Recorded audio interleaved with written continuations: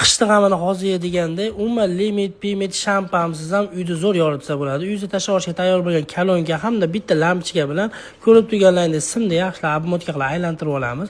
Buni aylantirib olganimizdan keyin o'rtasidan bo'lib, buni patronni orqasiga payat qilib olamiz.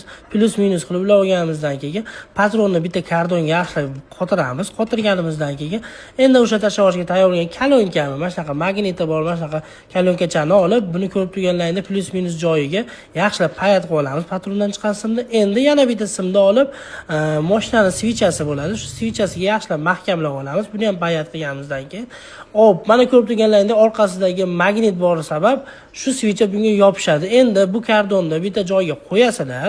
Qo'yganlaringdan keyin yuz lampochka olib bitta qatirsalar, Eureka, ya'ni umuman limit paymentsiz chiroq. Video yoqqan bo'lsa bitta like bosib, kanalimizga obuna bo'lib, do'stlaringizga jo'natib qo'yishni unutmanglar.